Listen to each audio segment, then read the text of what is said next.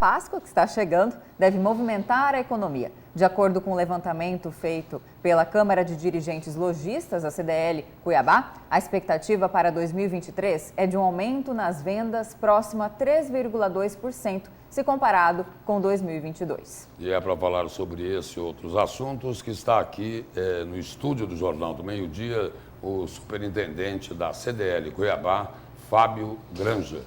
Boa tarde, superintendente. Seja bem-vindo aqui ao Jornal do Meio-Dia. Boa tarde, Lúcio. Boa tarde, Camila. Boa todos tarde. os telespectadores. É um prazer estar aqui com vocês. Superintendente, apesar do reajuste nos preços, principalmente aí no que a gente vai falar aqui da Páscoa, né? Nos ovos de chocolate, os comerciantes, mesmo assim, estão animados. Exatamente. Nós fizemos uma pesquisa, né, com os consumidores da região metropolitana aqui de Cuiabá e os números apresentados demonstrou um consumidor que vai consumir sim durante essa Páscoa. E quando a gente compara com o ano passado, é um aumento próximo de 3%. Lembrando que no ano passado nós tivemos um incremento próximo de 8%. A Páscoa é um dos principais períodos aguardados pelo varejo brasileiro.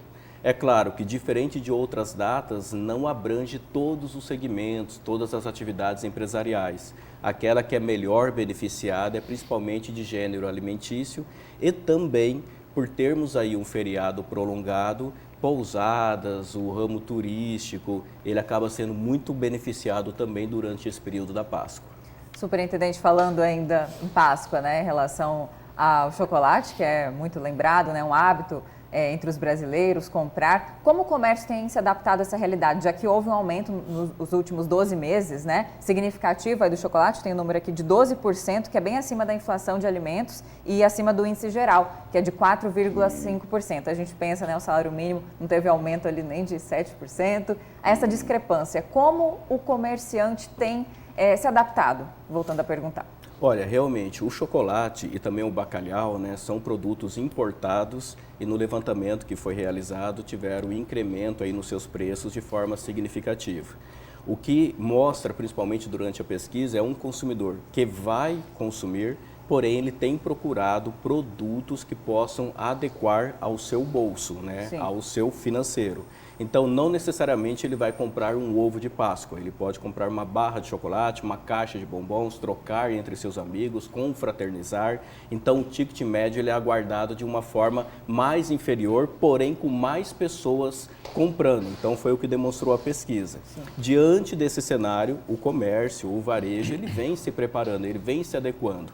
Hoje, por exemplo, ele sabe que existe um mercado informal de fabricação de ovos. Sim. Então, o que os supermercados eles fizeram neste ano? Eles investiram ainda mais na barra de chocolate, porque eles sabem que vai ter esse público que vai acabar revendendo esse produto no mercado. De grande volume, né, que acaba compensando. Exatamente. Então, assim, existe uma readequação, uma readaptação, porém, o que nos deixou bem animados, né, é que a economia ela acaba tendo uma injeção de recursos interessante, uma circulação de dinheiro fundamental para que a gente possa movimentá-la.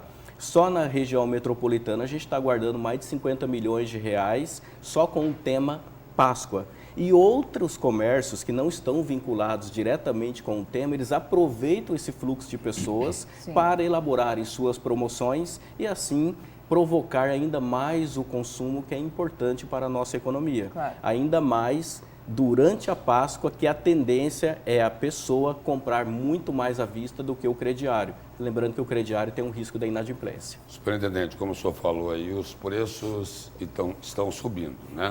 Abrindo um pouco mais o leque da entrevista. A inflação não está sob controle. Os juros estão nas alturas. Muitos setores da economia já reclamam na retração das vendas. E aí, fazer o quê? Lúcio, é um grande desafio para esse ano, né? Eu até trago um número... E só acrescentando, agregando nisso daí, tem ainda a instabilidade no campo político. Exatamente. Eu até trago um dado aqui... A confusão aqui... lá em Brasília é grande. Exato. Eu até trago um dado aqui importante, que é o dado da inadimplência.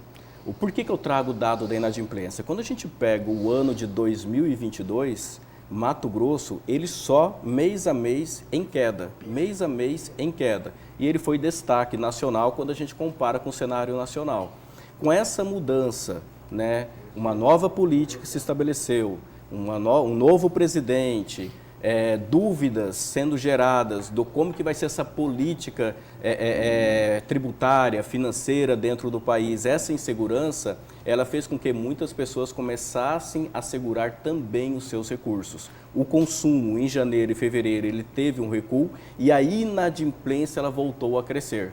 Tanto em janeiro quanto em fevereiro, nós percebemos que o consumidor ele começou a direcionar o seu recurso para aquilo que ele considera como essencial, deixando algumas dívidas que ele tinha feito para pagar talvez uma data futura. Hoje, por exemplo, o Mato Grosso está com mais de 1.140.000 pessoas que possuem pelo menos uma dívida, o que significa 4,5% acima do ano passado, quando compara o mesmo período. Então, assim, é um ano desafiador, é um ano que ainda precisa termos aí políticas geradas que possam trazer uma segurança jurídica e para aquele que vai investir principalmente dentro do nosso país. Superintendente, em relação aos postos de trabalho, empregos, né, o CDL fez uma análise do CAGED, que é esse cadastro, né, geral aí, e quais são os setores que mais empregaram? Houve impacto nessas questões econômicas também na empregabilidade? Esse é um tema importantíssimo. Vamos lá, Mato Grosso é destaque mais uma vez de forma positiva em cenário nacional. É o segundo com a menor taxa de desemprego do país. No ano passado chegou até liderar e agora só perde para Santa Catarina. Poderia ser até melhor essa taxa. Só que a gente enfrenta um problema sério dentro do Estado, não só aqui dentro, que é de mão de obra qualificada.